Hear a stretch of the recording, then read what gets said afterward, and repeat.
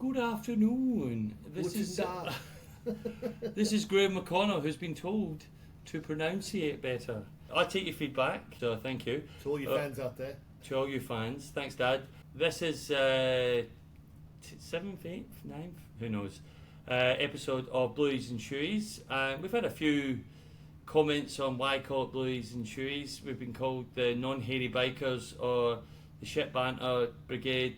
Keep them clean, right? Any funny ones we will read out. But yeah, we're sticking to Blueies and Shoeys. Please keep following. This episode follows on our last one, which was Prem Heavy, where we digested 2022-23 season. This episode is all about predicting the 23-24 season, which should hopefully create some hilarity in a year's time, or 9 months' time, when we get absolutely everything completely wrong. But if some of the greats are doing it, like your Mark, what's his name?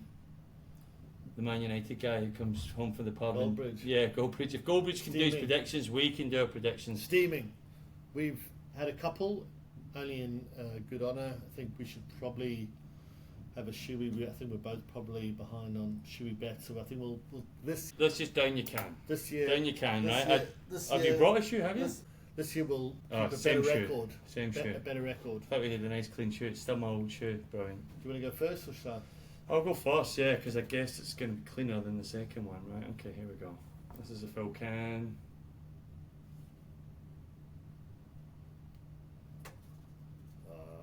Terrible spillage. Terrible spillage for anyone not watching.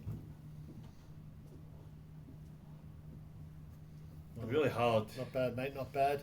And just for anyone, we will be on your Spotify. How to ruin a good beer.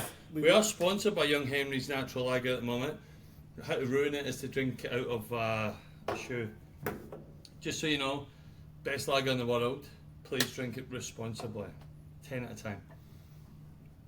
There we go. You make a good game, man. Look at that. Absolutely no waste. Right, let's go. Let's fire in. So, 23-24 season. Yeah, just really quickly, we've namely only been on YouTube so far. That's Blueies_shoeys on YouTube. Same again on Insta. We will be on other platforms, your typical Spotify's, Apple Podcast and the like very shortly. But give us And just so you know, we're both married. So all these ladies from Lithuania, Russia, there's a lot. Ease up, right? And stop offering crazy things. Yeah, we'll respond when we can. Right. And send more nudes. Anyway, right, let's start. And I don't mind going first because I'm always the bold one. You're the brains, I'm the bold. Or I'm the beauty and you're the bold. But anyway, we'll start with our top 4 predictions, right? Okay, but we're, and then why? So I'll go mine, then you go yours, and then why. Okay? Okay. Well, you going to go first? I'll go first. My top 4 this year is Arsenal to win the league, City number 2, Man United number 3, and this was a really close one between about 8 teams, but I've gone for Chelsea number 4. So it's very wild. I know this. I know the odds on that top 4 will probably be in the hundreds, but let's just wait and see, and I'll tell you my reasoning in a minute. Okay, I'll do my top 4. Yep, go. Unfortunately, City, Arsenal, Liverpool, United. Okay, so you get United to scrape in. I'll write yours next to mine, so you got them 4. Liverpool 3. Okay, cool. Right, okay, so before we go any further, because we've got a top 20 written down, before we go any further, why? Right, so I'll go why. Right, I'm an Arsenal fan, right? Arsenal haven't had a team like this in 20 odd years, 20 years, 2003, right? That I've been so excited about and just almost thought it could happen, right? In the old days, you thought it will happen, right? If it wasn't us, it was United, right? But there's about a 6-year period where if you didn't win the league, you came second, right? It was Arsenal, Man U, and that's all. Yeah. That was it.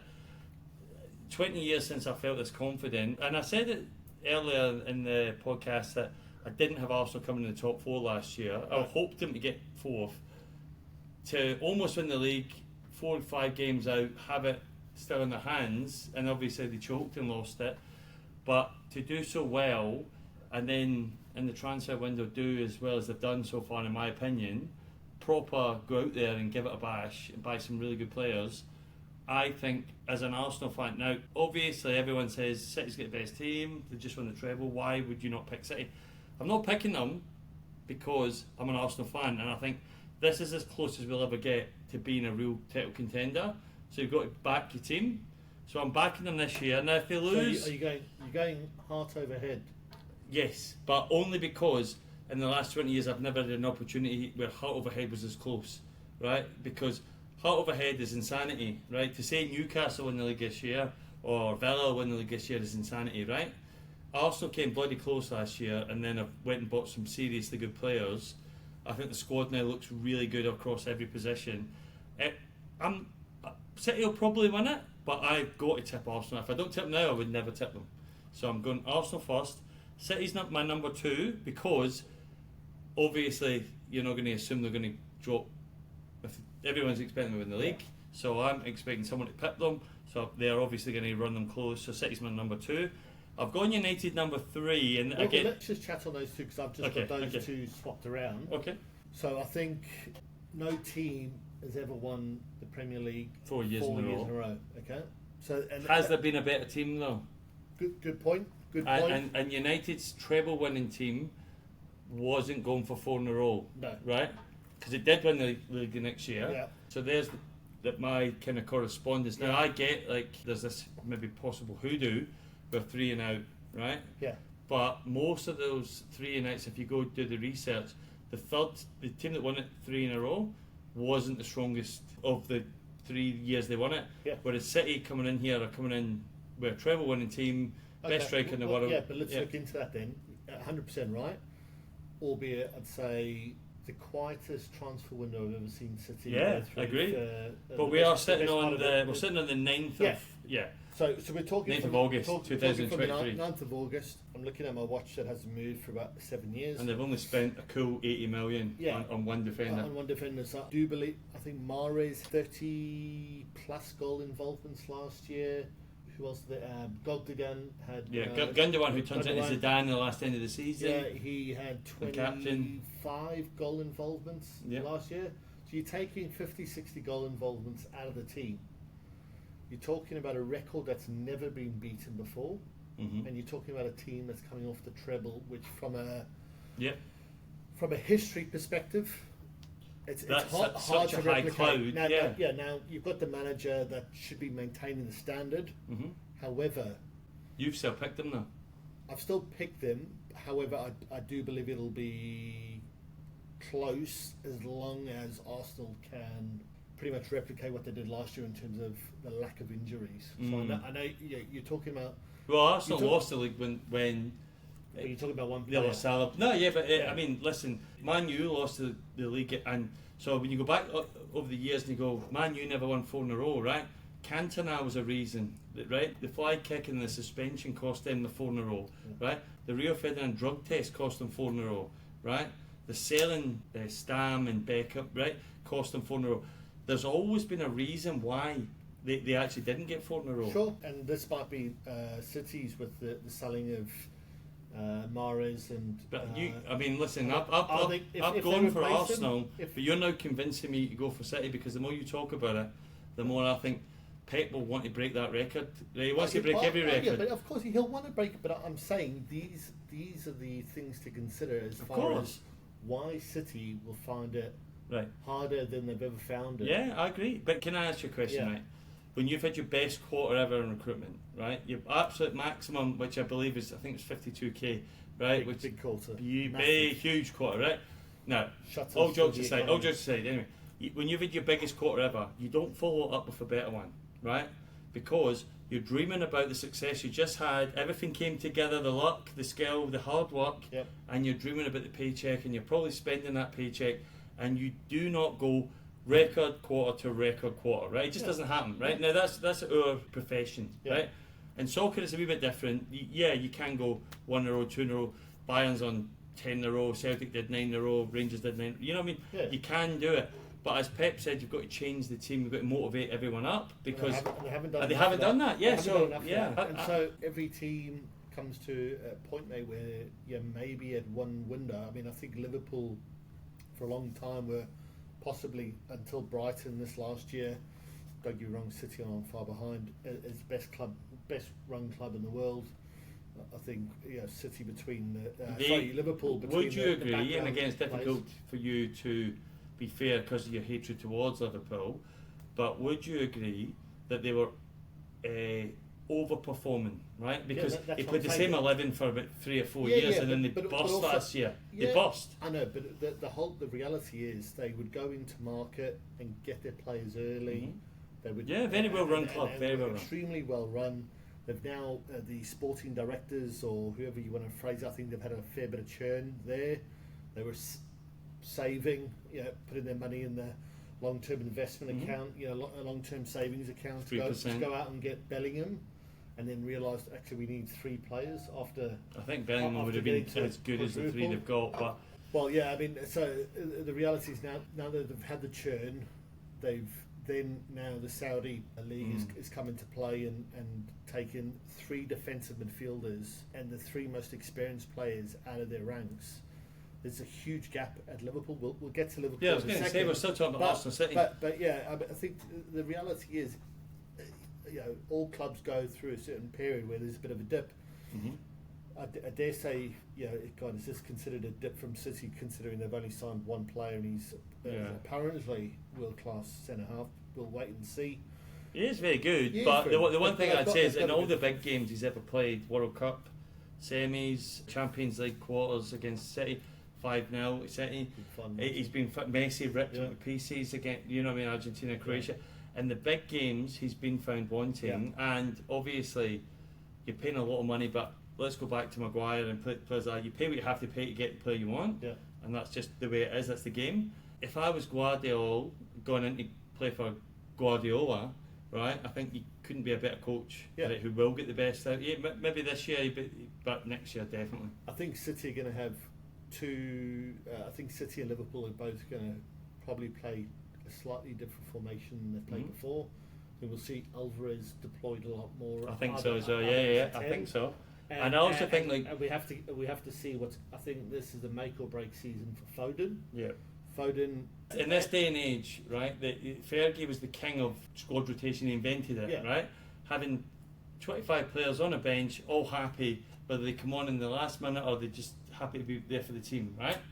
And his genius was keeping a player like Solskjaer, who could have been a world-class striker anywhere else, coming on as an impact sub, having world-class midfielders like Nicky Butt and Phil, Neville, it's happy to be squad players, because But Foden's different. Yeah, no, but what it says, Pep is number 2 in that regard of keeping a big squad happy, right? Yeah. And Foden's happy to come on for Grealish, or Grealish comes on for happy. We'll see. We'll see.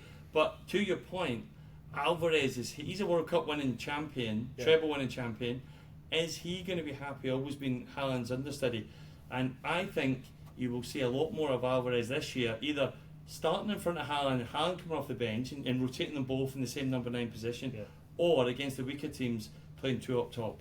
Yeah, or they're going to have to get, because Alvarez needs to have more game time because he's too good. He's a $100 million player. Yeah, but they've signed him to a contract extension at the end of the year, so that should justify your question about whether he's happy.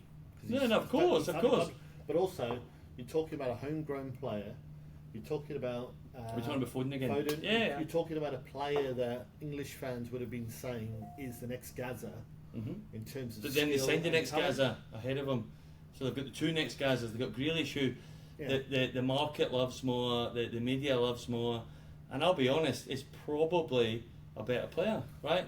Foden has more attack, more strike, more stats. I don't think so. I think I'm just telling you right now. If I, as an Arsenal fan, who would I want more in my team? I pick Grealish over Foden. Would you pick Foden for Man United? Tight.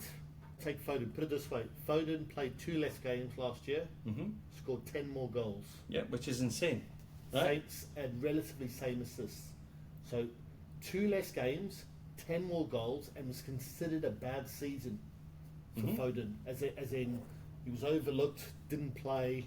So Grealish played 50 games. Right. Okay. Foden played 48, and he scored 10 more goals than Grealish.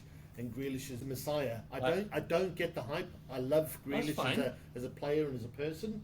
I think as a player in a team where when the onus is on him more than you play in a structure and like City, there's only Haaland and De Bruyne that are considered the focal point. Everyone needs to operate within a parameters. Yeah, but listen, but since Fergie retired, Grealish at City, Grealish at Villa is a better player. No, he is.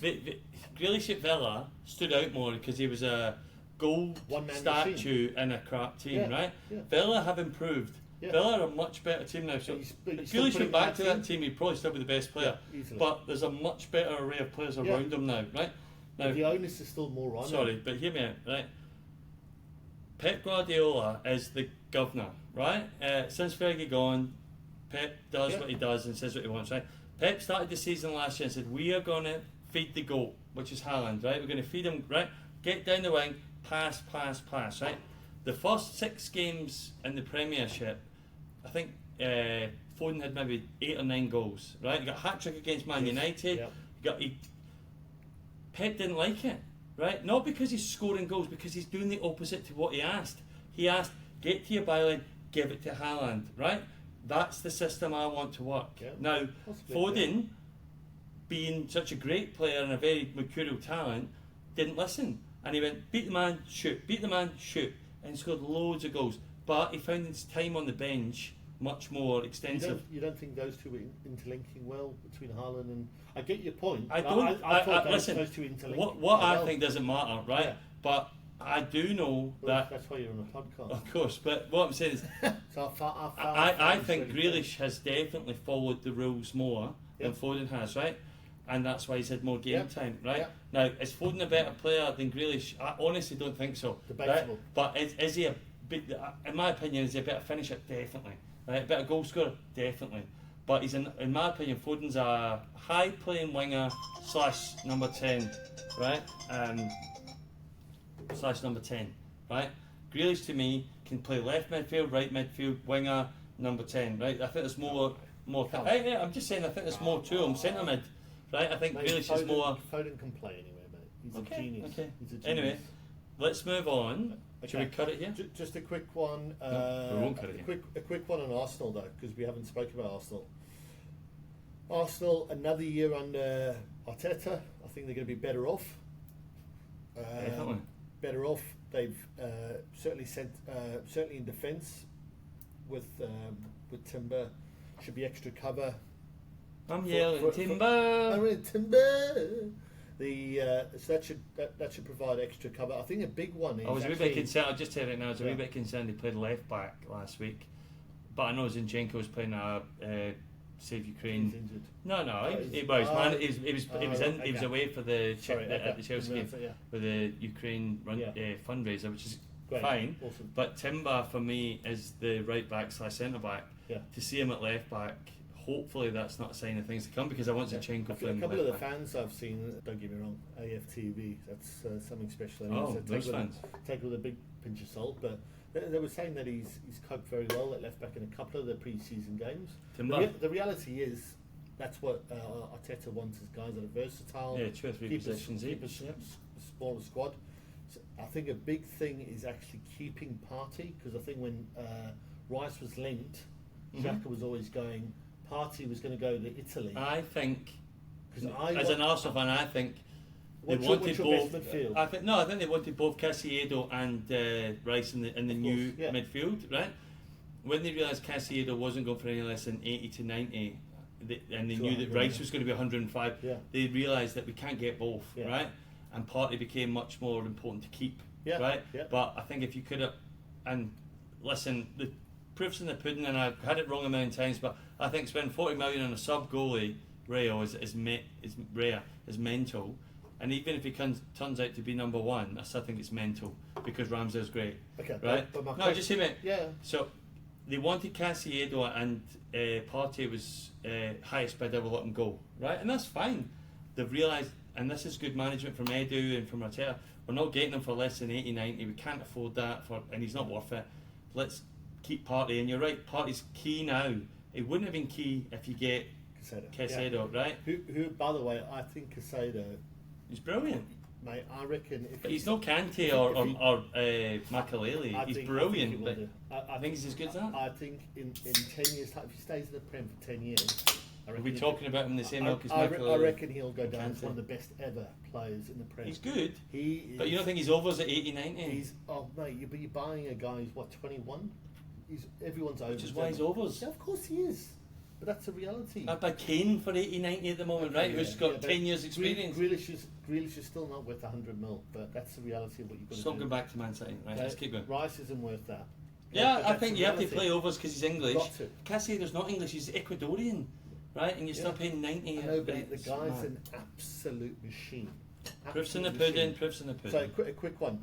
Keeping Partey key, because the whole idea was we think Rice can do more going forward. You can't Yep. you can't do more going forward if you're playing him in Partey's role. Right? Yep, okay. That's his job. Fair, So fair. my best. And you saw with Xhaka last year, he scored a lot of goals because he had Yeah, Partey, 100%. and Xhaka was always a defensive Yeah, mid. 100%. He got about 10 goals last year because he was allowed to go forward, so that's and fair. I think Rice. We'd Rice- like for 105 million, you'd like 10 goals at a Rice. Yeah, I mean, engine on him, and great for the club. The in banks. terms of, he's a, I dare say, any fan that doesn't like Rice is just spiteful. Yeah. The lad, he's a top lad. Agreed. So Rice being massive, but keeping Partey for the 6 Partey, 8 Rice, 10 Odegaard for me is easily the best midfield. Mm-hmm. My concern for Arsenal is that they should be doing it more in FA Cup, Carabao Cup games, is playing Havertz in that 8 role. Trossard, Hazard. Eight role. But what was it? The just hold Havertz, on sorry, on that. that's Hold a on good on that. squad. Yeah, it's a good squad. But you can't tell me, especially in the Charity Shield, the Community Shield, you can't be picking Havertz ahead of Trossard, who under Arsenal's record so It's a far. glorified I know, friendly. It's I a know, glorified I know. friendly. It's why But- Pep doesn't care. But you're practicing what you're going to play in the next game, which is the Prem. Is if they end up deploying Havertz in either the 8, I think he's a walk on for Odegaard in terms of sub or otherwise, but you cannot start him over in Nketiah or a Trossard as Jesus' replacement. Yeah, If or the you boy do that, Balogun, who for me, 100%. 35 million, I think he's worth 100%. I've 50. not seen They're it. holding out for 50. 100%, He's but got- it- well, yeah. but he scored the same as Mbappe last year in the French league. Now, granted, the French league isn't great, but No. I believe Mbappe's worth 250 million, Yeah. right? Which is worth 190. But what I'm saying is, for me, and he's young, Yeah. why even risk selling him, cashing in for 35 million? You're willing to spend 40 on a sub goalkeeper. Yeah.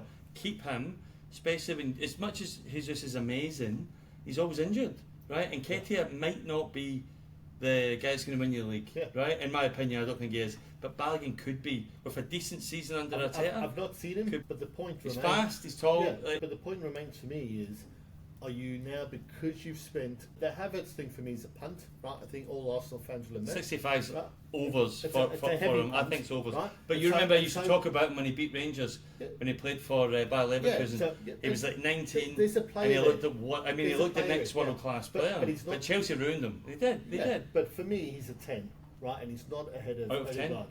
No, he's a number 10. I'm joking. Right? So the idea is, if you start him ahead of Trossard, who's, when he plays for Arsenal, they always win, right? Or you play him ahead of Nketiah and who's Balogun. Balogun. I reckon they'll drop points, mate, and they'll get Arsenal fans. I agree. I think on Chelsea his back, looked weak. on his back. Weak when they played him as a 9 as well. I agree. Trust They won me, the Champions yeah, League. Play him and start him as a 8 against lesser opposition. I think that's what they'll do. They'll So play. what you're trying to say they'll is, play Rice. Havertz is a very good player, but Yeah. there's not really a position that jumps out for you. for him. Every player there is a better player ahead of him in each position. So he's either going to play Rice's position as an 8, right? Rice is Yeah, better. we don't want that. No, Yeah. or Odegaard, you mean? Rice is going to play 6, right? Yeah. Okay. Against lesser opposition where you got to dominate the ball more. Mhm. But when you're playing top 6 and you have Partey playing there, you cannot start. You drop him then. Yeah. That's fine. He's a squad player. But what I'm trying to say is, I reckon Arteta is going to try. I don't know if he will. I don't know. And again, we'll That's see. going to cost Arsenal We're points. predicting things tonight. Yeah. season starts tomorrow, Friday night. So we're predicting things, but like I said, if my mum had wheels, she'd be a bike. There's no way of. I'm just saying, there's no way predicting these things. Havertz could be a star, or he could be a sub, and a killer sub. Yeah. Right, a guy on the bench that you want to bring on. But we'll leave it there. We're going to take a quick break, and then we'll start with. We'll go back into third and fourth. Yeah, awesome.